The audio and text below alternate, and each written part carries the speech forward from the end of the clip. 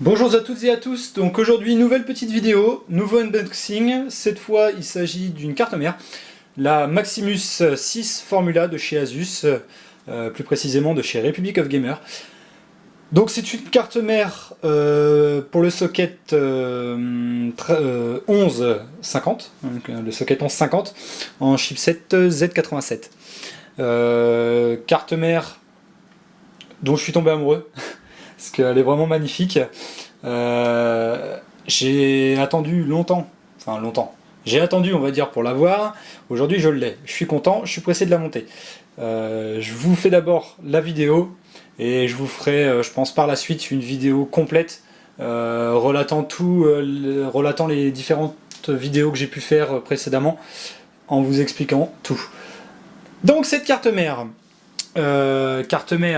Republic of Gamer, qui dit Republic of Gamer dit forcément un packaging toujours aussi conséquent, toujours aussi magnifique.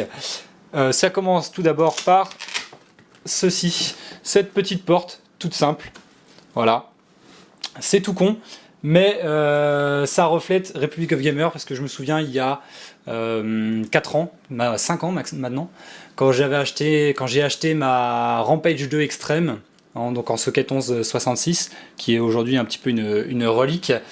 Le package était exactement le même, avec donc quand vous ouvrez cette porte, le produit ici, et sur la droite le descriptif un peu de ce qu'il y a, le descriptif du produit, tout simplement. Parce que là il parle donc ici, il parle de l'armure qui est en fait une front plate et une back plate. Donc pour les températures, meilleure dissipation thermique, apparemment, donc on verra ce que ça donnera en charge. Expliquant aussi que le chipset Nord est un waterblock, que vous pouvez soit laisser en air cooling, ou en water cooling. Bien sûr, si vous le passez en water cooling, vous avez un gain, parce qu'ils annoncent 23 degrés de température sur le chipset lorsque vous êtes en water cooling. Donc à voir, c'est pareil plus tard, quand je passerai en water cooling custom. Pour l'instant je suis en all-in-one, donc je le laisserai en air cooling pour le moment. Donc là ils expliquent pour la carte son intégrée, qui est une Supreme FX. C'est des très bonnes cartes son, c'est ce que j'ai actuellement aussi avec ma Rampage 2 Extreme. J'ai vraiment aucun souci avec, le son est vraiment très très bon. Et il nous parle ici d'un petit boîtier additionnel en fait, que vous branchez en haut de la carte mère, et qui est en fait le Bluetooth de la carte mère. Donc on va la déballer, on va pas attendre plus longtemps. Hop. Donc elle accepte quand même, les processeurs i5, i3 et i7 pour les 4e générations, donc en 1150. Pour ma part, moi j'ai pris un 4770K, donc c'est un i7. Hop, je sais pas si on va voir. Voilà, donc un i7 4770K. Quad-core à 3,5 GHz. Je pense que ça devrait marcher assez fort. Ce processeur ayant les coefficients débloqués, je pense que je vais très vite l'overclocker. Alors je vais juste ajuster la lumière. Hop. Je pense que je vais très vite l'overclocker. Donc, alors, on va commencer le déballage. C'est pareil, toujours la petite poignée de chez Republic of Gamer. Il faudrait que je retrouve mon ancienne boîte. Je vous ferai voir, c'est exactement la même chose. Donc alors, on a d'abord ceci. Donc ça, c'est la boîte d'accessoires fournie avec la carte mère. Hop, allez, viens par là. Donc, on a la plaque arrière pour le boîtier. Bon, simple, de toute façon, c'est la même. C'est la même. La mienne, il y avait quelque chose qui était sympa sur la Rampage 2 Extreme, c'est qu'elle était... la plaque était rétroéclairée derrière. Pas très utile étant donné que ça se situe derrière la tour, mais je sais pas, ça donne un petit plus. Alors vous avez des câbles SATA, 8 au total visiblement, largement de quoi faire. Le récepteur Wi-Fi, donc si vous n'êtes pas branché en CPL, ça vous évite d'avoir une carte en plus dans le PC. Boum, direct, la Wi-Fi. Moi je m'en servirai pas. Les extensions pour tout ce qui est branchement de la tour, on pratique quand on ne sait pas vraiment où brancher tout ça. Donc le petit modem que je disais, le petit modem Bluetooth. Donc ça en fait c'est pratique parce que j'ai j'ai trouvé l'application EVGA pour ma carte graphique qui est une 780, où je pouvais, si ma carte mère avait le Bluetooth, je pouvais avoir les données de ma carte graphique en direct sur mon smartphone si je reliais mon téléphone en Wi-Fi, pas en Wi-Fi, en Bluetooth à ma carte mère, pouvant ainsi l'overclocker à partir du téléphone. Donc on verra ce que ça va donner, je testerai. Pas sûr que je m'en serve beaucoup, étant donné que déjà ma carte graphique de base elle est overclockée. Je pense pas que j'irai l'overclocker moi par-dessus. C'est pratique quand même, peut-être pour avoir les températures. Donc ça c'est pour numéroter chaque câble SATA, savoir à quoi il correspond. C'est pareil, ça en général je sais où je les branche. Donc ça c'est marrant, je trouve ça assez sympathique. Petite touche humoristique de chez Asus. C'est quelque chose que vous mettez sur votre poignet à l'entrée de votre chambre ou de votre bureau. Donc là quand il est de ce côté là, donc on peut rentrer, le champion est en pause. Et là, ne pas déranger, champion en action.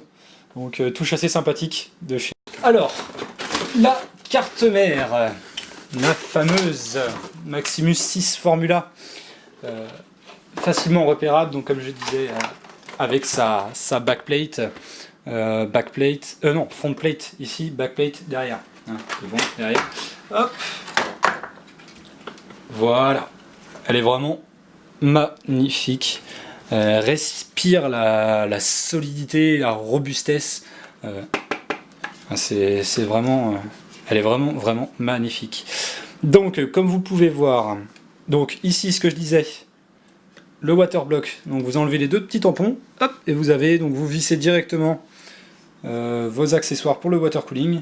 Hop, comment ça se remet? Comme ça et comme ça. Voilà. Donc 4 slots pour la RAM. Elle peut aller, il me semble, jusqu'à 32 Go. Pour ma part, j'en aurai que 16. C'est largement suffisant. Alors, l'arrière. Qu'est-ce que vous avez? Qu'est-ce qu'on a? On a 4 ports USB 2.0, 6 ports USB 3.0. Je pense qu'avec 10, je tomberai pas à court. Enfin, j'espère quand même, ça serait con. On a un HDMI et un DisplayPort. Je m'en servirai pas non plus. À voir. Peut-être. Un RJ45 normal, la carte son. Carte son, donc Supremix FX, nouvelle génération. J'avais déjà ça dans mon ancienne. Le son était vraiment très bon. J'espère que celui-là le sera encore mieux, bien sûr. À voir.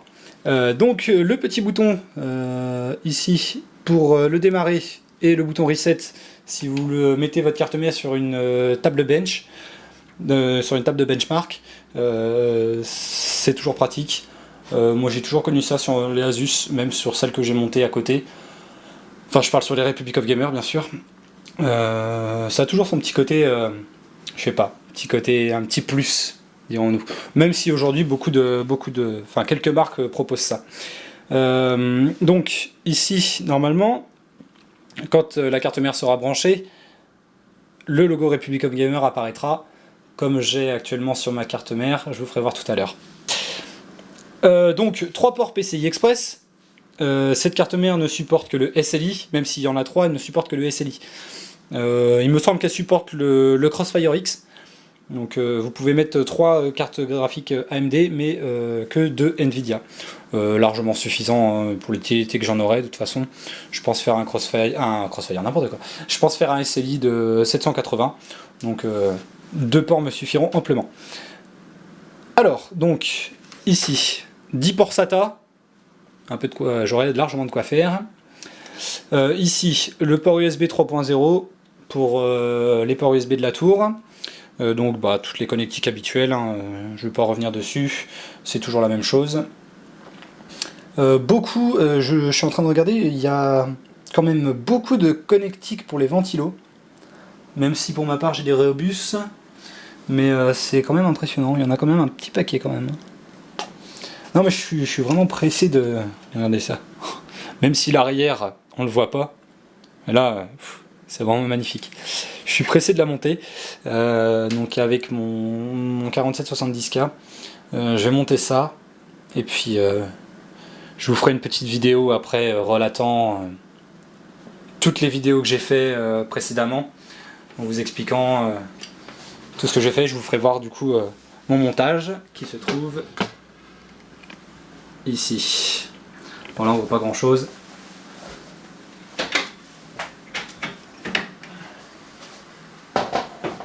Voilà.